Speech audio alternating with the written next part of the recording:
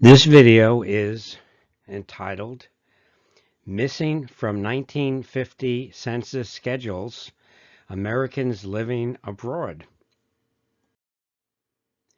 So the 1950 U.S. Census that genealogists and others are looking forward to seeing was taken during the month of April 1950, and it's scheduled to be released to the public on April 1st, 2022. Get a chance to see that. Will members of your family be on it? Well, there's going to be some surprises about people who were residing abroad during 1950, and I want to discuss that subject. The 1950 census covered the United States and its territories. Alaska and Hawaii were not a state yet.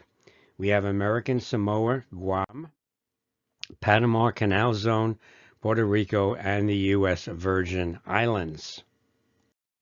But it also did one other thing. So here is the history section of the U.S. Census Bureau, 1950. And we see that there's a paragraph that says Americans abroad were enumerated for the first time in 1950. Provisions were made to count members of the armed forces, crews of vessels, and employees of the United States government living in foreign countries, along with any members of their families also abroad. Well, doing a census is a big logistical problem. I wonder how they did that, and so investigated it a little bit further. There is a publication. I'm giving you the address for it, the online address, on how the 1950 census was taken. And there is a description about how they enumerated people abroad. Now, I'm not going to read through these. You can, pause the video and you can take a look at this. But naval, merchant, marine, and other vessels were enumerated. Those were persons on vessels. So you can, as I say, you can pause this and take a look at it. And probably the bulk of the people were persons stationed abroad. And you'll see in this set of paragraphs, that the responsibility for doing that was the Department of Defense for military and the Department of State for government employees stationed abroad. So there's a whole list of people there that are potentially in this abroad enumeration. I will show you Form P5 later. I do want to point out that presumably the Department of State also enumerated civilians residing abroad. But that was so haphazard. They'd have to go to the consulate, pick up a form, that those people weren't even added to the total when they came to a total of residents abroad in terms of of this enumeration. Now, there is another publication, Technical Paper 62, by the Bureau of the Census, and I'm going to be using this reference quite a bit for the next couple of slides.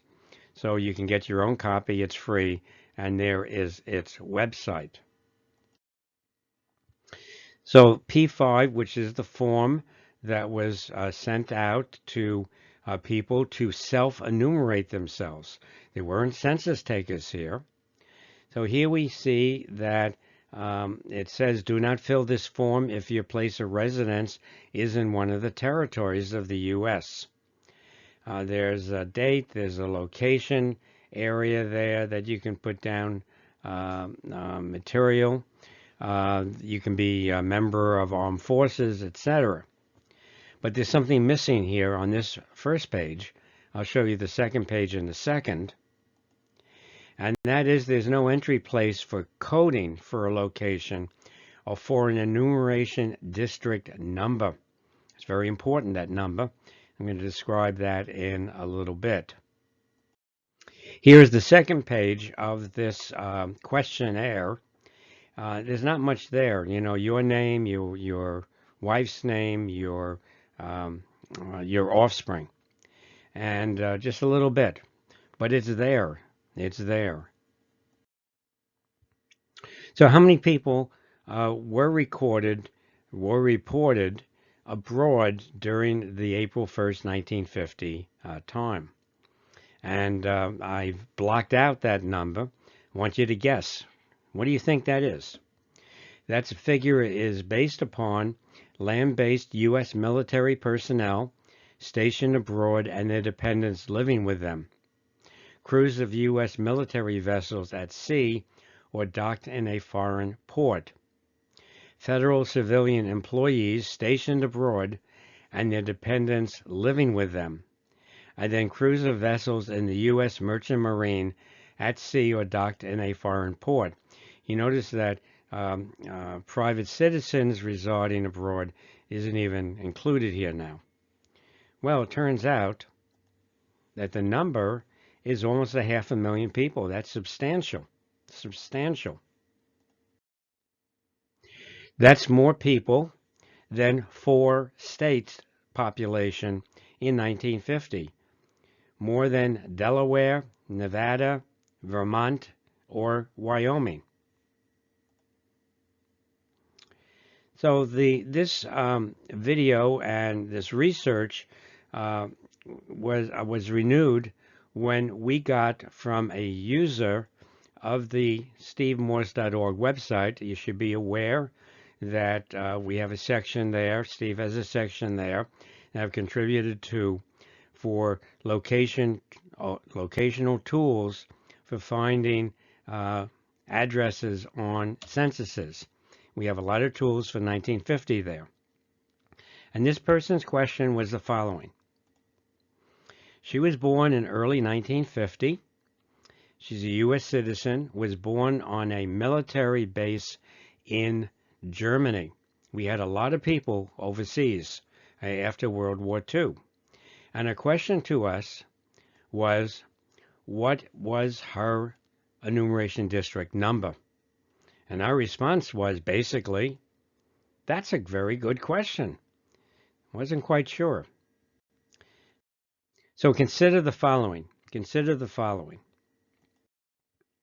First, most of the people in the United States and its territories, the territories might have slightly different forms, but this is the basic form that you will see when the census rolls out in 2022.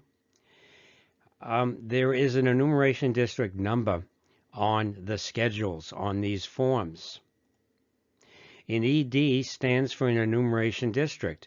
An enumeration district is defined by the National Archives as a basic geographic area of a size that could be covered by a single census taker within one census period.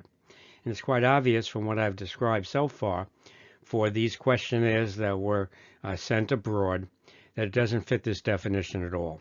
There weren't census takers. It was a self-enumeration, and there's no basic geographical area here. And so it looks like maybe there wasn't an enumeration district number assigned to these people. And in order to find by location people on the census without a name index, you're going to need the enumeration district number. Now we know what the ED definitions are for the 1950 census because I scanned 38 rolls of the National Archive films, originally from the Census Bureau, which describes the definitions. Of the 38 rolls of film, 37 of them show the definitions for the states of the United States. The last roll, and we have the rolls online that you can take a look at these. The last roll is roll 156 of that's the big series. And let's blow that up. And you'll see it's just the U.S. territories and possessions.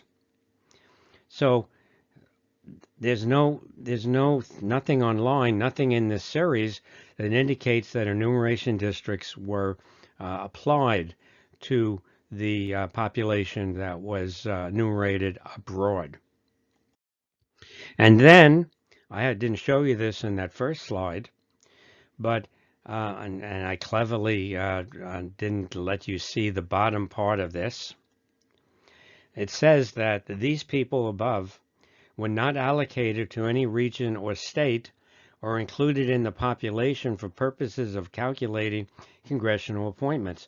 In fact, this number, this approximately 500,000 people, weren't even added to the total for the total number of people in the United States on the 1950 census.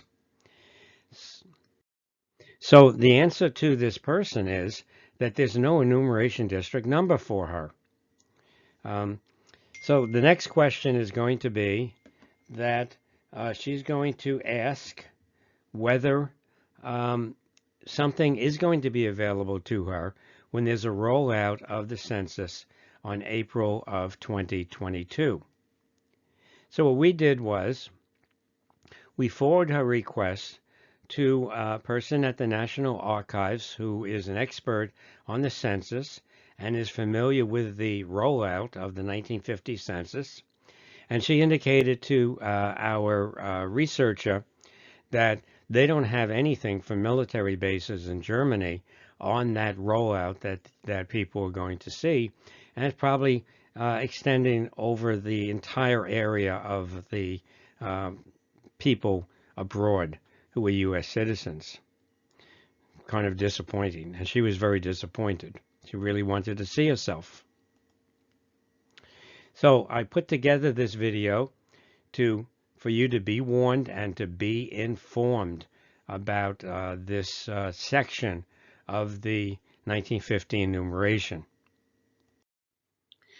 Now, if anyone can clear up where those questionnaires are they still in existence? Were they destroyed?